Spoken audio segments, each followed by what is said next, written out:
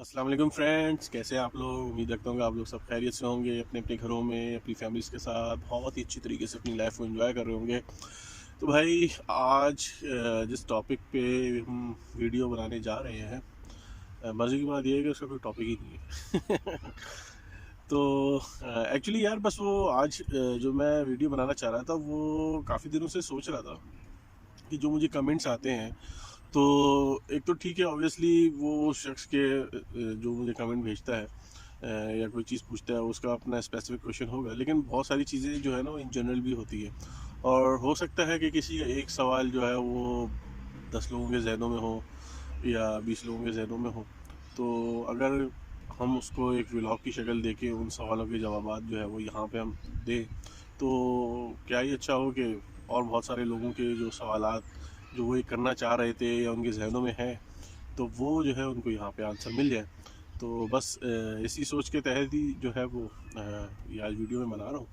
तो I hope कि आप लोगों को अच्छी लगेगी और बहुत सारी वैल्यूबल इंफॉर्मेशन भी आप लोगों को मिलेगी। तो चलें फिर इंशाल्लाह शुरू करते हैं अपने व्लॉग को। और बकिया कोशिश मैं ये करूँगा कि इस किस्म के जो व्लॉग्स हैं वो हर महीने मैं आपके साथ जो है ना एक वीडियो इस टाइप की भी बनाऊँ ना, जिसमें जो पूरे महीने के जो क्वेश्चंस हों। वैसे तो मैं 100% कोशिश यही करता हूँ कि आप लोगों के रिप्लाई जो है वो मैं ऑन टाइम कर दूँ, और मैं कर भी देता हूँ। लेकिन फिर भी जो है मैं दूसरे लोगों के लिए भी उन सवालों के जवाब जो है वो यहाँ वीडियो के अंदर दिया करूँगा। तो ठीक है, फिर अपनी वीडियो को हम शुरू करते हैं। तो लेट्स बिगिन। अच्छा जी, जो सबसे पहले जो सवाल है वो है रमनदीप कौर का। और ये पूछती हैं कि the international business management good in UK.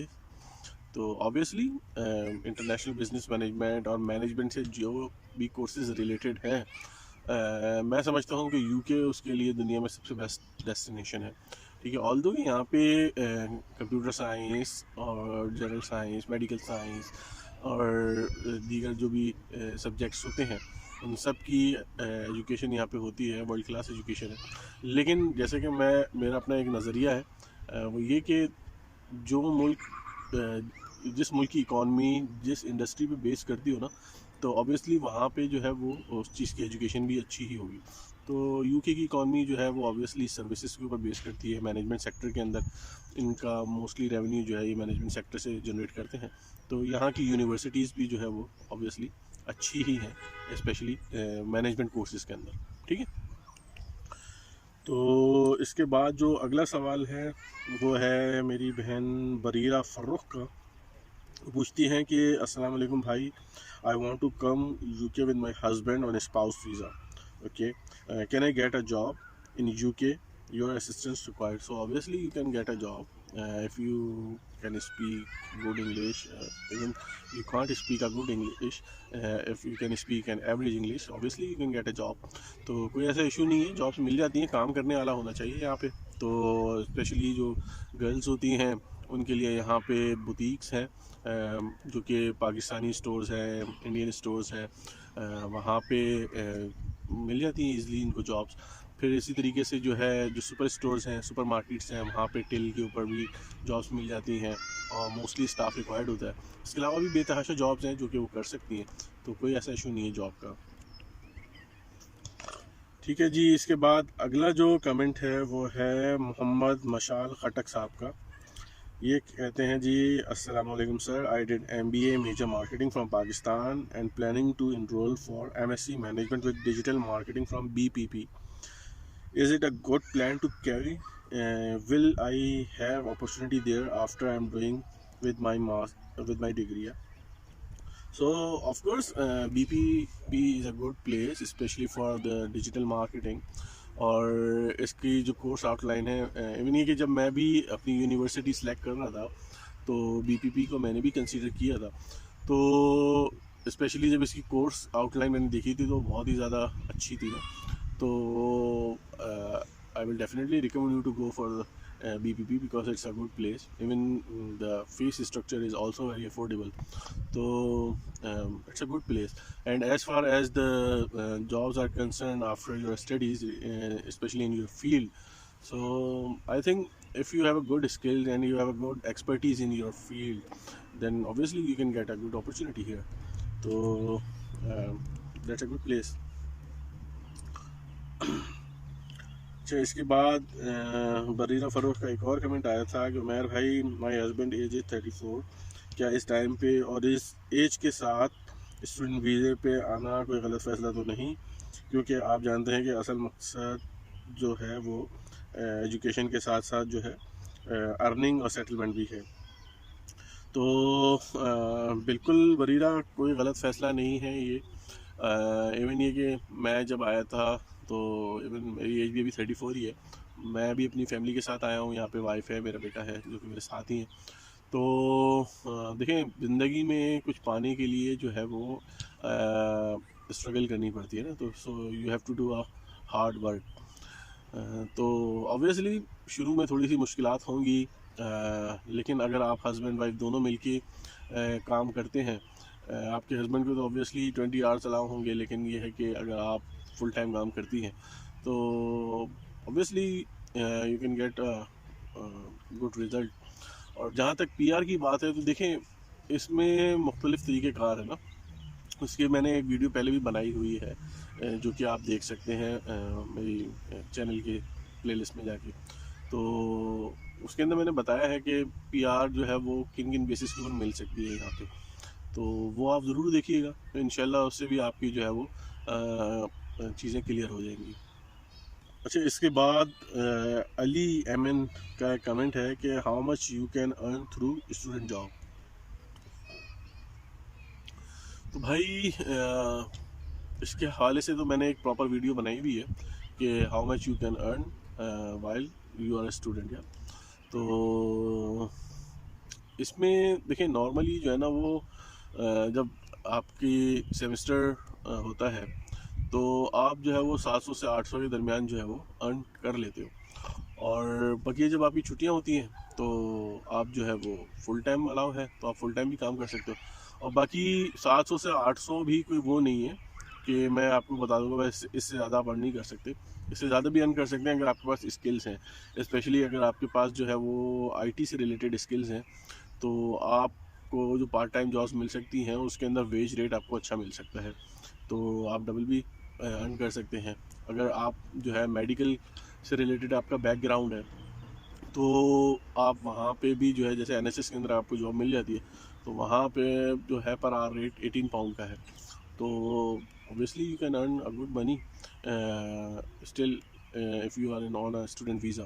तो मुश्किल नहीं है। देखें, ये आप डिपेंड करता है आपके ऊपर ना कि आप कितना अर्न करना चाहते हैं, तो हो जाती है। वैसे एवरेज अर्निंग तो यही है जो मैंने आपको बताई है। अच्छा जी, फिर इसके बाद जो अगला कमेंट है वो है अभय चौहान साहब का। कहते हैं, भाई many YouTubers are saying that there are very less part time job in UK due to lots of student. क्या ये सच है भाई? भाई यूके में पार्ट टाइम जॉब कितने दिन में लग जाती है? इस part time job easily available? तो वैसे इनको मैंने रिप्लाई भी किया हुआ है, लेकिन आप लोगों के लिए भी बता दूं कि देखें, ऐसी कोई बात नहीं है कि जॉब्स नहीं है। तो मैं मुख्तलिफ़ सोशल मीडिया प्लेटफॉर्म्स पे लोग कमेंट्स करते रहते हैं कि 2 महीने से मैं बेकार हूँ, 3 महीने से मैं बेकार हूँ। तो मुझे हैरत होती है कि वो क्यों बेकार है। तो जब मैं थोड़ा सा इसका डेप्थ एनालिसिस करता हूँ तो मुझे एक ही बात समझ में आती है, या तो आप एफ़र्ट नहीं करते, या फिर जो है वो शायद आप करना नहीं चाहते। तो अगर आप समझें कि जी मैं जो है वो यहाँ पे आ जाऊँ और बहुत ही मुझे जो है वो बस ज़बरदस्त किस्म की आती साथ जॉब मिल जाए, तो ऐसा पॉसिबल नहीं है। ठीक है, इवन अगर आप अपने घर की एग्जांपल लें, आपकी कंट्री के अंदर जो इमिग्रेंट्स आते हैं, जो फॉरेनर्स आते हैं, तो आते साथ उनको कोई बहुत अच्छी अपॉर्चुनिटीज तो नहीं मिलती। ऑब्वियसली उनको शुरू में थोड़ा सा हार्ड वर्क करना पड़ता है, और फिर आहिस्ता आहिस्ता जब उनको चीज़ें समझ में आना शुरू हो जाती हैं तो वो फिर अपनी सही डायरेक्शन के ऊपर चलना शुरू हो जाते हैं। तो सेम यही चीज़ जो है वो यहाँ पे जो इंटरनेशनल स्टूडेंट्स आते हैं उनके साथ भी होती है। शुरू में आपको जो है वो शायद थोड़े से मुश्किल काम भी करने पड़े, तो लेकिन ये है कि फिर आहिस्ता आहिस्ता ये है कि आप लोगों को समझ में आ जाता है, लोगों से मिलते हैं, डिस्कशन करते हैं, तो उसमें समझ में आ जाता है कि जो है वो हमें क्या करना चाहिए, क्या करना नहीं चाहिए, किस डायरेक्शन में चलना चाहिए, किस डायरेक्शन में नहीं चलना चाहिए। तो जॉब्स तो यार मिल जाती हैं, जहाँ तक कितने दिन की बात है। तो मैं आपको अपनी मिसाल दूँ या अपने फ्रेंड्स की मिसाल दूँ, तो यार हम जब यहाँ आए तो 1-2 दिन हम बैठे घरों पे, थोड़ा सा घूमे फिरे, देखा शहर वहर। उसके बाद 2 से 3 दिन के अंदर हम अपने काम पे थे। तो ऐसा नहीं है कि यार जॉब्स नहीं मिलती, करने वाला होना चाहिए, जॉब्स तो मिल जाती है। तो कोई टाइम फ्रेम नहीं है, करने वाला है 2-3 दिन के अंदर भी शुरू हो जाता है, नहीं करने वाला है तो 3-3 4-4 महीने भी लग जाते हैं। वो यही कहता रहता है कि जॉब्स नहीं है, लेकिन ऐसा नहीं है, जॉब्स मिल जाती हैं, स्पेशली बड़ी सिटीज़ के अंदर तो मिल ही जाती हैं। मैं तो आपको बता रहा हूँ कि मैं तो छोटी सिटी के अंदर लैंड हुआ था। मेरे फ्रेंड्स थे वो बहुत सारे जो अपने दोस्तों के यहाँ लैंड हुए थे उस टाइम, चूँकि ऑनलाइन स्टडीज़ थी तो यूनिवर्सिटी ओपन तो थी नहीं, आप कहीं से भी बैठ के अपनी क्लासेस ले सकते थे। तो जिसके जहाँ रिलेटिव थे, जहाँ फ्रेंड्स थे, चाहे वो छोटी सिटी में हो चाहे बड़ी सिटी में हो, वहाँ वहाँ मूव हो गए और वहाँ पे उन्होंने अपना काम स्टार्ट कर दिया। तो जॉब्स तो मिल जाती हैं, मिल गई थी सबको, बहुत जल्दी ही मिल गई थी, तो कोई ऐसा इशू नहीं है भाई, ठीक है। अच्छा जी, इसके बाद रईस खान का कमेंट है। वो कहते हैं कि भाई हमने 14 अप्रैल को एडमिशन के लिए एप्लीकेशन डाली थी और हमें 1 मंथ हो गया है, अभी तक ऑफ़र लेटर नहीं आए हैं। तो रईस भाई इसमें परेशानी होइएगा, असल में थोड़ा सा इशू ये है कि ये जो टाइम होता है ना मई का स्पेशली, ये वो टाइम होता है जिसमें यूनिवर्सिटीज़ जो हैं वो रिज़ल्ट्स अपने जो है ना वो तैयार कर रही होती हैं, जो जनवरी के अंदर जो आपका सेमेस्टर शुरू होता है। तो ये लोग जो है वो अप्रैल के अंदर असेसमेंट लेते हैं, मार्च अप्रैल के अंदर, और फिर ये टाइम होता है रिज़ल्ट्स की तैयारी का ना। तो इसमें वो रिज़ल्ट्स तैयार कर रहे होते हैं, जिसकी वजह से ऑब्वियसली थोड़ा सा टाइम लग जाता है, लेकिन अभी सितंबर इनटेक में अभी भी काफ़ी टाइम है ना, तो इसमें कोई परेशान नहीं हो। इंशाल्लाह आपको जो है वो बहुत जल्द आपके ऑफ़र लेटर्स मिल जाएंगे जिन जिन यूनिवर्सिटीज़ के अंदर आपने अप्लाई किया हुआ है। लेकिन बहरहाल फिर भी आप जो है वो यूनिवर्सिटी को एक रिमाइंडर ईमेल जो है वो ज़रूर डाल दें, ताकि जो है वो आपको रिस्पॉन्ड भी वो कर दें कि क्या रीज़न है जिसकी वजह से जो है वो आपको अभी तक लेटर्स जो है वो इशू नहीं हुए। ठीक है जी। इसके बाद जो अगला कमेंट है वो है हमारे पारेश देसाई भाई का। तो वो कहते हैं कि sir I have a question regarding to choose UK study. My wife is BHMS doctor. BHMS means homeopath doctor क्या। तो she has finished her graduation in 2020. Now she want to do masters in UK. So is there any good opportunity for her in future to get PR? And with her I am coming as a spouse visa. I have completed diploma and BTech in mechanical engineering and having a 6-year experience in the field. Please guide us if you have any idea about it. Well, Balaji bhai, honestly, I have no idea about the BHMS because यहाँ पे BHMS इतनी ज़्यादा popular है नहीं। Although कि यहाँ पे मैंने बहुत सारे डॉक्टर्स देखे हैं जो कि BHMS हैं, यानी होम्योपैथ डॉक्टर्स हैं, और वो प्रैक्टिस भी कर रहे हैं, लेकिन वो इंडिविजुअल कैपेसिटी के अंदर जो है वो अपनी प्रैक्टिस कर रहे हैं, यानी उन्होंने अपनी क्लिनिक्स खोले हुए हैं और वहाँ से वो जो है वो ट्रीटमेंट भी कर रहे हैं। तो इतना ज़्यादा मुझे अंदाज़ा नहीं है कि इनको जो है वो PR या वर्क परमिट जो है वो कैसे मिल सकता है। तो असल में देखेंगे तो वाइट से आपको वर्क परमिट कोई ऑर्गेनाइजेशन ही दे सकती है। तो अभी तक मैंने कुछ ऐसे यहाँ पे हॉस्पिटल्स नहीं देखे जिनके पास जो है वो BHMS डॉक्टर्स भी हों। तो इसलिए मैं आपसे कोई इस पर वो नहीं कह सकता कि आपको जो है वो मिल जाएगी या नहीं मिलेगी। हाँ, जो आपने अपनी फील्ड बताई है मैकेनिकल इंजीनियरिंग और आपको एक्सपीरियंस भी है इस फील्ड का, तो ऑब्वियसली इस फील्ड के अंदर स्कोप है यहाँ पे। यहाँ पे बहुत सारी इंडस्ट्रीज़ हैं, स्पेशली कार मैन्युफैक्चरिंग कंपनीज़ जो है, जैसे जैगुआर है, यहाँ पे रोल्स रॉयस है और इसके अलावा वॉक्सवैगन है। तो यहाँ पे अपॉर्चुनिटीज़ निकलती रहती हैं, इंजीनियर्स की डिमांड रहती है, स्पेशली जो स्किल्ड वर्कर्स हैं उनकी तो डिमांड होती ही। तो होपफुली कि यहाँ पे आपकी डिग्री की बेसिस पे या आपके एक्सपीरियंस की बेसिस पे जो है वो आपको अपॉर्चुनिटी मिल जाए। तो ये है सर, ठीक है। तो आगे बढ़ते हैं फिर हम। अच्छा जी, इसके बाद फिर एक और कमेंट है रफ़ीउल्लाह साहब का। वो कहते हैं कि जी मैंने सारी यूनिवर्सिटीज़ को चेक किया जो आपने दी हैं, सब में IELTS रिक्वायर्ड है। तो देखें रफ़ी भाई, अगर आप यूनिवर्सिटी की वेबसाइट पे जाके देखेंगे तो वहाँ पे जहाँ इंग्लिश रिक्वायरमेंट का सेक्शन होगा तो वहाँ लिखा हुआ होगा इंग्लिश रिक्वायरमेंट के साथ आइल्स इतने स्कोर या फिर इक्वलेंट। ठीक है, तो अगर आपके पास आइल्स नहीं है तो आप जो है जो भी इक्वलेंसी का सर्टिफिकेट है, जैसे कि अगर आप जो है वो पीटी आपने किया हुआ है या ड्यूलिंगो आपने किया हुआ है तो वो आप उसको दे सकते हैं। या फिर अगर आप यूनिवर्सिटी को ईमेल करके पूछ सकते हैं कि मैंने जो है वो यूनिवर्सिटी का ही टेस्ट देना है, तो यूनिवर्सिटी आपकी जो है वो टेस्ट आपसे ले लेगी आपके इंग्लिश प्रोफिशेंसी का। और इसके अलावा तीसरी जो चीज़ है वो ये कि अगर आपके 12th स्टैंडर्ड के अंदर जो है वो 70+ मार्क्स हैं आपके इंटरमीडिएट के अंदर ना इंग्लिश के सब्जेक्ट में, तो आपको जो है वो एग्जामेशन मिल जाती है। तो ये वो फैक्टर्स हैं जिसकी बेसिस पे जो है वो आपको आइल्स नहीं देना पड़ता। तो ये आप ज़रा काइंडली चेक कर लीजिएगा डिटेल के अंदर, अपनी यूनिवर्सिटी जो है उससे भी पूछ लीजिएगा।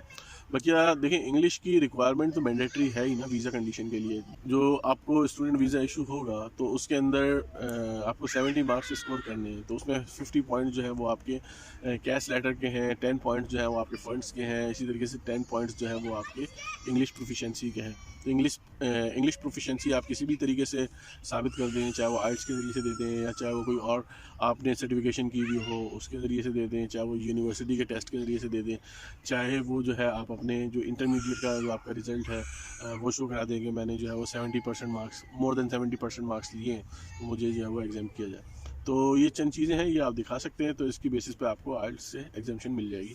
और यही क्या, ऑलमोस्ट सारी यूनिवर्सिटीज़ ही आपको जो है वो एडमिशन दे सकती हैं। अच्छा जी, फिर इसके बाद एक और कमेंट है शहबाज खान का। वो कहते हैं जी कि भाई ऐसे 100 आदमी आप जैसे वीडियो बनाते हैं और 100 डिफरेंट बात करते हैं, सब आदमी अपने सब्सक्राइबर बनाने में लगे हैं। तो यार देखें, ऐसी बात नहीं है, हर बंदे का अपना एक पॉइंट ऑफ व्यू होता है जो वो देख रहा होता है, जो वो ऑब्ज़र्व कर रहा होता है। देखिए, मैं दूसरे को तो नहीं मालूम, मैं तो ये नहीं कहूँगा कि दूसरे लोग जो वीडियोस बनाते हैं उसमें गलत इन्फॉर्मेशन डालते हैं। ऑब्वियसली वो जो उन्होंने देखा होगा वो अपने हिसाब से सही बात करते होंगे। जो मैंने देखा है, जो मैंने एक्सपीरियंस किया, मैं अपने हिसाब से कोशिश करता हूँ कि आपको सच्ची बात ही बताऊँ, ताकि आप किसी किस्म की भी आपको जो है ना मिस गाइडेंस ना हो। तो ऐसा नहीं है, लोगों की नीयतों के ऊपर शक नहीं करना चाहिए और हमेशा थोड़ा सा कोशिश ये करनी चाहिए कि पॉजिटिव भी हम सोचें। तो और अगर लोग सब्सक्राइबर बढ़ाने के लिए अगर ऐसी कोशिश करते भी हैं तो मेरा ख्याल है कोई हर्ज नहीं है, उनका राइट है। अगर वो मेहनत कर रहे हैं तो अगर उनको सब्सक्राइबर मिल रहे हैं तो इसमें कोई परेशानी वाली बात नहीं है।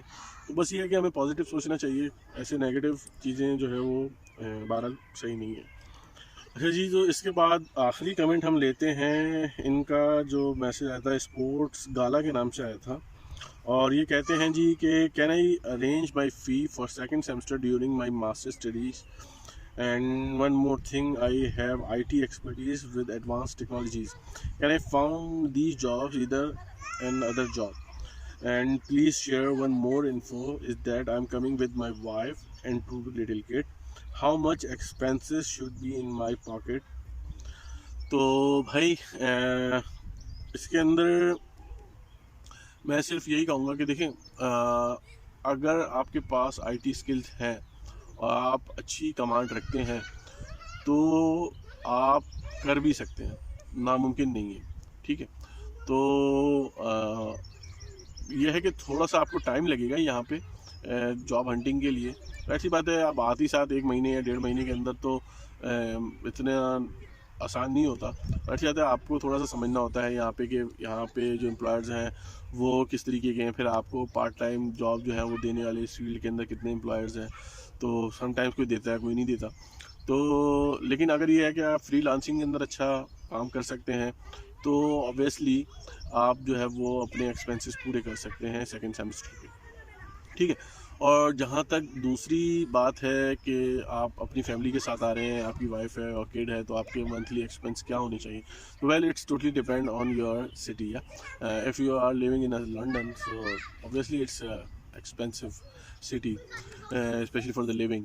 तो अगर आप जो है वो लंदन से बाहर किसी सिटी के अंदर रह रहे हैं, जैसे आप बर्मिंघम की साइड पे हैं या फिर आप जो है वो किसी और सिटी में मैनचेस्टर के अंदर या और भी किसी सिटी के अंदर हैं, तो वहाँ पे मेरा ख़्याल है कि आप 1000 पाउंड के अंदर अंदर जो है वो आप कर सकते हैं गुजारा। 1000 से 1200 पाउंड का आपका महीने का एक्सपेंस होगा, इसलिए कि मेजर खर्चे जो आपका आना है वो आना है अकोमोडेशन का।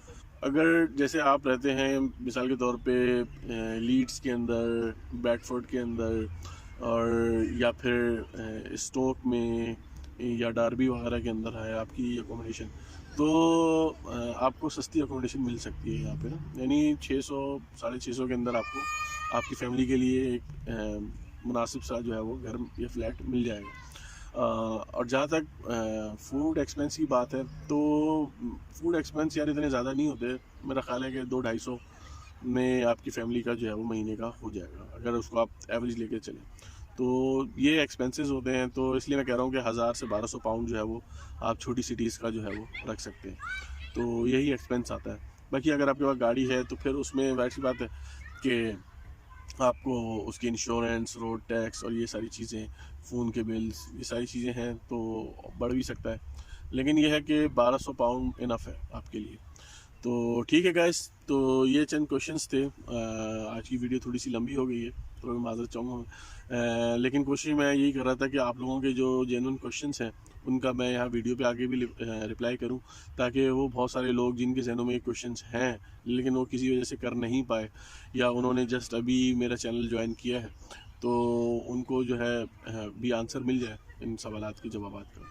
ठीक है जी, तो उम्मीद रखता हूँ कि वीडियो आप लोगों को अच्छी लगी होगी। अगर वीडियो अच्छी लगी है तो काइंडली इस वीडियो को लाइक कर दिएगा, मेरे चैनल को सब्सक्राइब भी कर दिएगा।